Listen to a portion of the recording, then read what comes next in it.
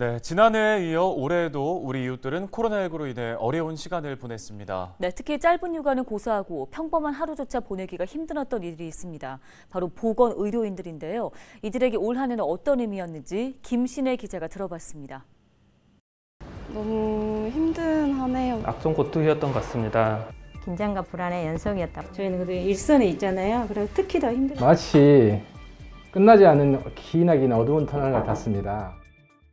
코로나19와 사투를 벌여온 지 2년. 올해도 지난해와 다름없는 힘겨운 하루하루가 이어지고 있습니다. 그 기간이 길어질수록 지쳐만 갔고 델타 변이에 이어 등장한 오미크론 변이는 고대했던 일상 회복에 대한 희망을 다시 잃어버리게 만들기도 했습니다. 전남에서는 올 한 해 동안 지난해보다 10배 넘는 도민들이 코로나19에 감염됐습니다. 지난해 마지막 날 566명이던 누적 확진자는 올해 4월 1000명을 돌파하더니 2, 3개월 간격으로 1000명씩 더 늘어나 12월 11일 5000명 선을 넘었습니다. 지난 2년 동안 전남에서 코로나19 검사를 받은 사람 수만 300만 명, 자가격리를 했던 사람도 9만 명이 넘습니다. 올해는 또 백신 접종이 시작되면서 150만 명이 넘는 도민들이 2차까지 접종을 마쳤습니다. 그 최전선에는 보건의료인들이 있었습니다. 이들에게 2021년은 어떤 한 해였을까?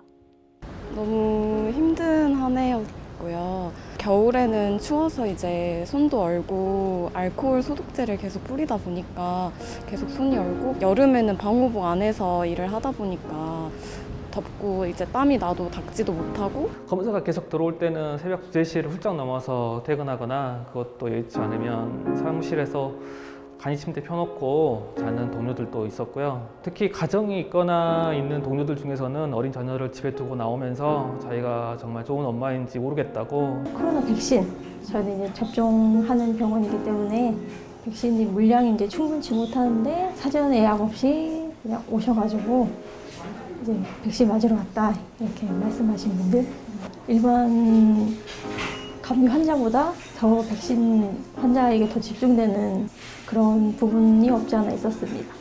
그리고 병원에서 근무하기 때문에 매일을 가슴 졸여야 했던 의료진들도 있습니다.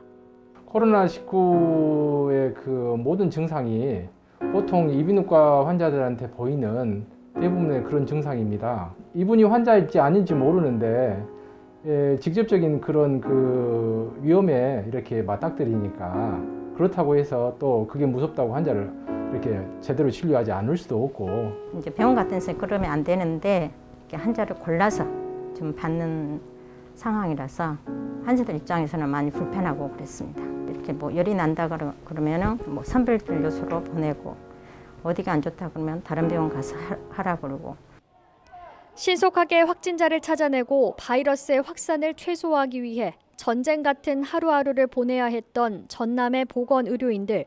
이들의 헌신과 노고 덕분에 전남은 인구 10만 명당 확진자 발생률이 전국 17개 시도 가운데 가장 낮은 지역이 될 수 있었습니다.